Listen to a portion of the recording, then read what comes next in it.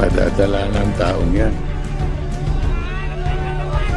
Hindi lang naman yan ang problema sa taong yan. Ha? Bakit?